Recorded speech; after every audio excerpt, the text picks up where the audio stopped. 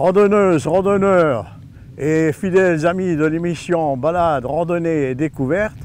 Alors aujourd'hui avec notre ami Romain, nous sommes heureux de vous retrouver et bonjour à tous.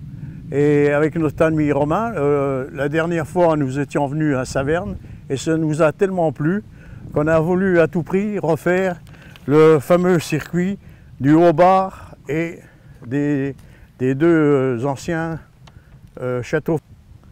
Voilà le circuit. On y va, Romain? Il y a de la marche à faire, hein. On y va? Un beau circuit, hein.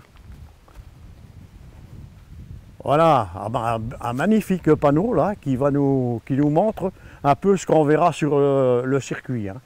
Alors, l'ancienne tour de télégraphe Chappe et puis les deux châteaux, les féodaux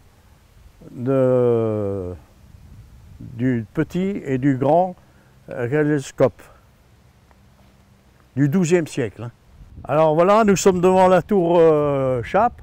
C'est ce qui servait de transmission à l'époque du télégraphe. Ça venait de Paris jusqu'à Strasbourg, hein. Il y avait 14 stations sur tout le trajet. Alors c'était le début du télégraphe qui a commencé en 1794 et qui s'est achevé avec les moyens modernes qui sont intervenus en 1850. Et cette tour a été rénovée en 1968. Alors dans cette magnifique forêt, partout il y a du grès rose des Vosges et sûrement après ça forme du sable. C'est un beau petit chemin tout ensablé, hein. Oh là, Romain, t'as aiguisé les mollets, ça grimpe là, hein. Oh là, on souffle, hein. Voilà, on arrive au château féodal du XIIe siècle, hein. Oui, bonjour Bernard. Alors vous êtes responsable du château du... Non, je suis le responsable des fouilles archéologiques. Des fouilles et vous faites des travaux à l'heure actuelle. Vous pouvez nous raconter un peu l'histoire du site? Le château de Grand Guéroldsec apparaît dans l'histoire au début du XIIe siècle, mais il a été vraisemblablement construit à la fin du XIe ou au tout début du XIIe siècle par les seigneurs de Guéroldsec qui étaient les avoués, donc les protecteurs de l'abbaye de Marmoutier. Le château, au cours des siècles, sera divisé entre de nombreux seigneurs. Les Guéroldsec s'éteignent à la fin du XIVe siècle. À partir de là, la lignée deviendra la lignée des Wangen-Guéroldsec et les historiens ont montré qu'il y avait plus de 20 copossesseurs du château à un moment donné. Le château est détruit en 1471 par le duc Nicolas Ier et le comte Palatin à la suite d'altercations, plutôt d'un différend entre l'un des copossesseurs et le duc de Lorraine. Et le château n'a jamais été reconstruit. Donc pour la sauvegarde du château a été créée il y a une dizaine d'années l'association Pro Guéroldsec qui s'occupe de l'entretien du site, de travaux de consolidation et de fouilles archéologiques. Et vous êtes en train de travailler aujourd'hui? Aujourd'hui, nous travaillons comme tous les jeudis. Nous sommes entre 10 et 15 retraités. Nous travaillons également les samedis. Les samedis, c'est les personnes qui sont encore actives, oui, donc pas encore retraitées, qui viennent sur le site. Et vous êtes nombreux dans l'association? On est près de 150 membres. Ah oui, ça fait pas mal. Et une vingtaine de membres actifs qui travaillent sur le terrain. Et vous pensez reconstruire beaucoup ou quoi? Non, nous faisons uniquement des travaux de consolidation en l'état, car nous sommes contrôlés par le service des monuments historiques. Il y a également des travaux de plus grande envergure qui ont été réalisés.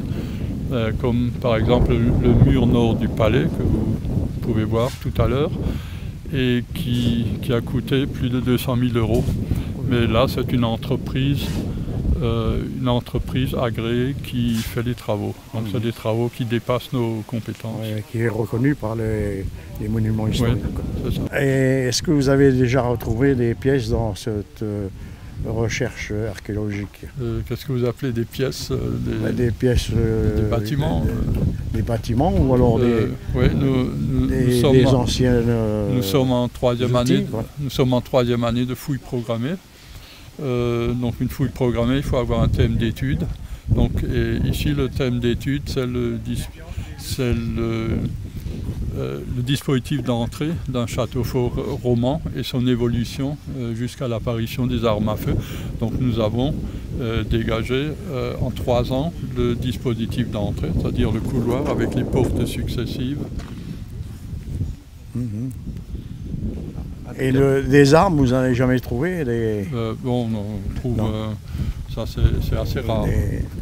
On trouve parfois des carreaux d'arbalète, mais ça s'arrête là. Généralement, les armes étaient recyclées, le métal était recyclé. Ah oui, c'est sûr. Alors là, c'est la Lorraine, hein, de la vallée de Lutzenbourg, où d'ailleurs nous avons passé, Romain, dans une précédente émission. Et on a une sacrée belle vue. Hein. C'est magnifique. Hein. On va sur 2 autres curiosités, la table des sorcières et le petit rosel sec.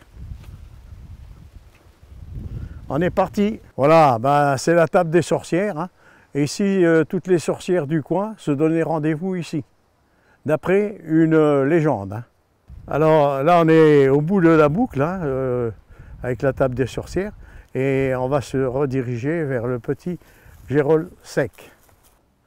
Alors nous voilà devant ce petit château. Eh ben, il avait été, on en trouve des traces de construction depuis le milieu du XIIIe siècle. Hein. Et il avait été repris à une époque par l'évêché de Metz. Et ensuite, il avait été abandonné très tôt, probablement autour du XVe siècle. Voilà, on arrive au périple de notre petite découverte aujourd'hui, dans la région de Saverne. Il y a de jolis coins à faire ici, dans la région, en Alsace, dans le Grand Est. Alors je vous invite à venir ici, à faire cette petite balade. Bon, elle est tranquille, hein. Il y a quelques petites bosses, mais ça va. Et puis, c'est toujours à flanc de colline. Hein. Alors vous pouvez tranquillement venir faire une petite randonnée bien agréable dans les châtaigniers, les pins et toutes les sortes d'arbres qu'il y a par ici. Allez, à la prochaine, à de prochaines découvertes. Au revoir.